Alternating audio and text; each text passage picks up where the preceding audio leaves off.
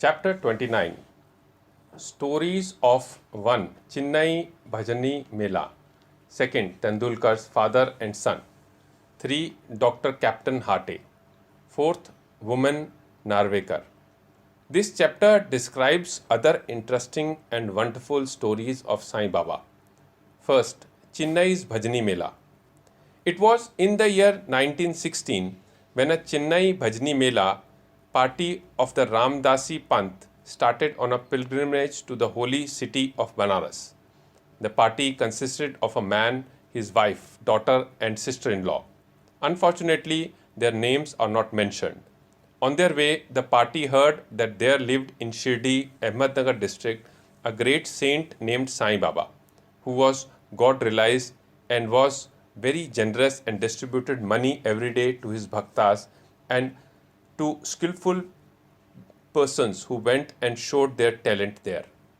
A lot of money in the form of dakshina was collected daily by Sai Baba, and out of this amount he gave daily 1 rupee to a 3-year-old girl, Amani, the daughter of a Bhakt Kondaji, and rupees 2 to 5 to some, rupees 6 to Jamali, the mother of Amani, and rupees 10 to 20 or even rupees 50 to other bhaktas as he pleased.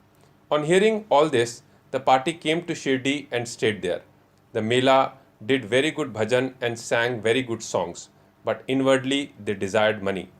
3 of the party were full of avarice, but the lady or mistress was of a very different nature. She had regard and love for Baba. Once it so happened that when the noon-day Aarti was going on, Baba was much pleased with her faith and devotion and gave her vision of her Isht chosen deity. To her, Baba appeared as Sita Nath, Ram, while to all others the usual Sai Nath. On seeing her beloved deity, she was very much moved. Tears began to flow from her eyes and she clasped her hands in joy. The people began to wonder at her joyful mood, but were not able to guess its cause. Late in the afternoon, she disclosed everything to her husband. She told him how she saw Shri Ram in Sai Baba.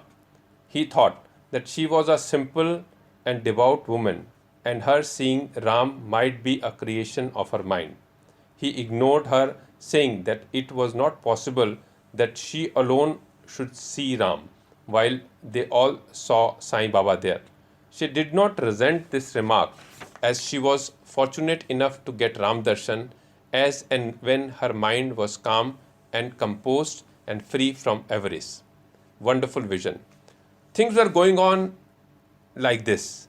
Then the husband got a strange vision in his dream one night. He was in a big city. The police there had arrested him, tied his hands with a rope, and put him up in a cage lockup. As the police were tightening the grip, he saw Sai Baba standing quite outside near the cage. On seeing Baba so close, he said in a plaintive tone, "After hearing your fame, I resorted to your feet. Then why should a calamity befall on me when you are standing here in person?" Baba said, "You must suffer the consequences of your action." He said, "I have not done anything in this life which would bring such a misfortune on me." Baba said, "If not in this life, you must have committed some sin in your past life." He replied, "I do not know anything of my past life, but assuming that I did commit some sin then, why should it not be burnt and destroyed in your presence as happens to dry grass before fire?" Baba, "Have you got such faith?" He, "Yes." Baba then asked him to close his eyes. No sooner did he shut them than he heard a thumping sound of something falling down, and after opening his eyes, he saw that he was free and the police fallen down bleeding. Being much frightened, he began to look at Baba, who said, "Now you are well caught. Officers will now come and arrest you." Then he begged, "There is no other savior except you. Save me anyhow." Then Baba asked him to close his eyes. He did so, and when he opened them again, he saw that he was free out of the cage and that Baba was by his side. He then fell at Baba's feet. Baba then asked him, "Is there any difference between this namaskar and your previous ones? Think well and then reply." He said, "There is a lot of difference. My former namaskars were offered with the object of getting money from you, but the present namaskar is one offered to you as God. Besides, earlier I thought resentfully that you, being a Mohammedan, were spoiling us the Hindus." Baba, "Do you not believe in your mind in Mohammedan gods?" he said. "No." Then Baba said, "Have you not got a panja emblem of hand in your house, and do you not worship the same in Tabut, that is Muharram festival? Also, there is in your house another deity by the name of Kad Bibi, whom you propitiate and appease on marriage occasion and other festivals. Is it not so?" He admitted all this. Then Baba said, "What more do you want?" Then a desire arose in his mind to get the darshan of his Guru Ramdas. When Baba asked him to turn back and see, and then he turned back, lo, Ramdas was in front of him. No sooner did he bend to fall at his feet, Guru Ramdas vanished. Then he inquisitively asked Baba, "You look old. Do you know your age?" Baba, "What do you say? I am old? Just race with me and see." On saying this, Baba began to run, and he too followed. Baba disappeared in the dust raised by his footsteps while running, and at that moment, man was awakened. After waking up, he began to think seriously about the dream vision. His mental attitude was completely changed, and he realized the greatness of Baba. After this, his doubting tendencies disappeared, and the pure devotion to Baba's feet descended on his mind. The vision was a mere dream, but the question and answers therein were most significant and interesting. Next morning, when he assembled in the masjid for the arti, Baba gave him as prasad 2 rupees worth of sweetmeat and also 2 rupees from his pocket and blessed him. He made him stay there for a few more days and gave him blessings, saying, "Allah, God, will give you plenty and He will do you all good." He did not get more money there, but he got far better things, with Baba's blessings, which stood him in good stead all along. The party got plenty of money thereafterward, and their pilgrimage was successful, as they did not suffer any trouble or inconvenience during their journey. They all returned home safe, thinking of Baba's words and blessing, and the Anand bliss they experienced by his grace. This story illustrates one of the methods which Baba used in some cases to improve and reform his devotees. Tendulkar family. There lived in Bandra, a suburb of Mumbai, a Tendulkar family, all the members of which were devoted to Baba. Mrs. Savitribai Tendulkar has published a Marathi book named Shri Sai Bhajan Mala, containing 800 abhangas and padas, describing the Leela of Baba. It is a book worth reading by those who are interested in Baba. The son, Babu Tendulkar, was studying hard day and night and wanted to appear for the medical examination. He consulted many astrologers. On examining his horoscope, they told him that the stars were not favorable that year and that he should appear for the examination next year, when he would be certainly successful. This cast a gloom over him and made him restless. A few days afterwards, his mother went to Shirdi and saw Baba. Among other things, she mentioned the gloomy and morose condition of her son, who was to appear for the examination in a few days. On hearing this, Baba said to her, "Tell your son to believe me, to throw aside horoscopes and predictions of astrologers and palmists, and go on with his studies. Let him appear for the examination with a calm mind. He is sure to pass this year. Ask him to trust me and not to get disappointed." The mother returned home and communicated Baba's message to her son.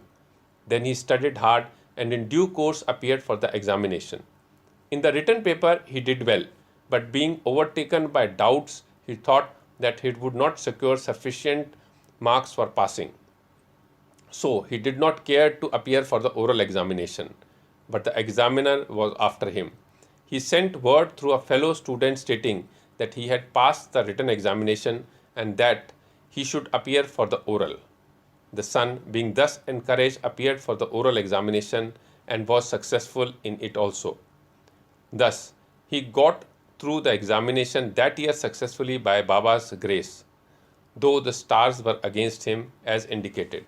It is to be noted here that doubts and difficulties surround us just to move us and confirm our faith. We are tested, as it were. If we only hold on steadily to Baba with full faith and continue our endeavors, our efforts will be ultimately crowned with success. The father of this boy, Raghunath Rao, was serving in some foreign mercantile firm in Mumbai. As he grew old, he was not able to attend his work properly, and so he had to take leave and rest.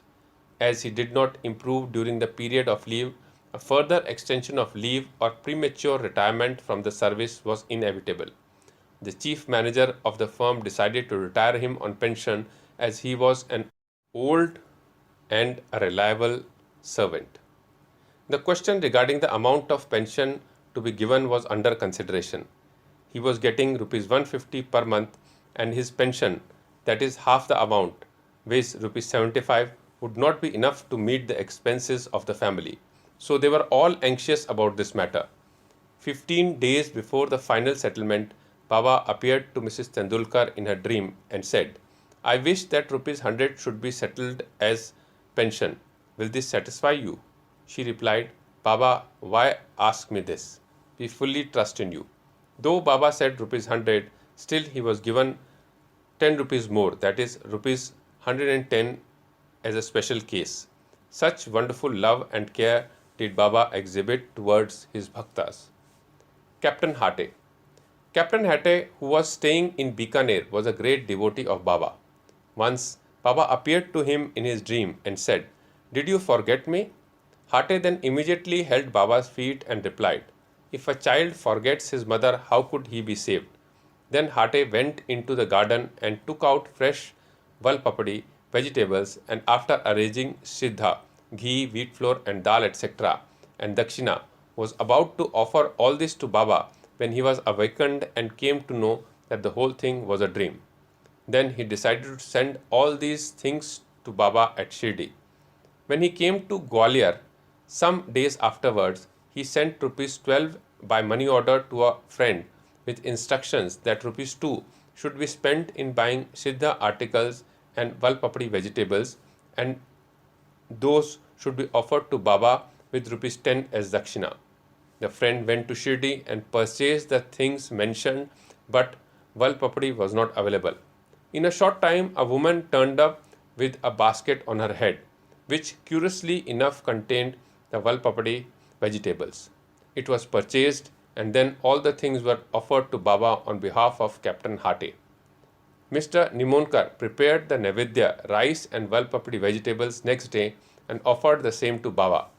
All the people were surprised to see that Baba, while dining, took and ate valpapadi and did not touch rice and other things. Hate's joy knew no bound when he learnt this from his friend. Consecrated rupee. At another time, Captain Hate wished that he should have in his house a rupee consecrated by Baba with his touch. He came across a friend who was bound for Shirdi. Through him, Hate sent his rupee. The friend went to Shirdi and after the usual salutation gave first his dakshina, which Baba accepted. Then he gave Hate's rupee, which Baba took in his hand and began to gaze at it. He held it in front, tossed it up with his right thumb and played with it. Then he said to the friend, "Return this to his owner with the prasad of Udi. Tell him that I want nothing from him. Ask him to live in peace and contentment." The friend returned to Gwalior, handed over the consecrated rupee to Hate and told him all that happened at Shirdi. This time Hate was much pleased and realized that Baba always encouraged good thoughts, and as he wished intently, Baba fulfilled the same accordingly. Vaman Narvekar. Now let the readers hear a different story. A gentleman named Vaman Narvekar loved Baba very much. He once brought a rupee. On one side obverse of it were engraved the figures of Ram, Lakshman, and Sita, and on the other, reverse side, was engraved the figure of Maruti with folded hands. He offered it to Baba with the hope that he should consecrate it and with his touch and return it to him with Udi. But Baba immediately pocketed it. Then Shama spoke to Baba regarding Vaman Rao's intention and requested him to return it. Then Baba spoke in presence of Vaman Rao. Why should it be returned to him? We should keep it ourselves. If he gives rupees 25 for it, it will be returned. Then for the sake of that rupee, Vaman Rao collected rupees 25 and placed them before Baba. Then Baba said, the value of that rupee far exceeds rupees 25. Shama, take this rupee. Let us have it in our store. Keep this in your shrine and worship it. No one had the courage to ask Baba why he followed this peculiar action. He only knows what is best and most suitable to each and all. Woe to Sri Sai, peace be to all.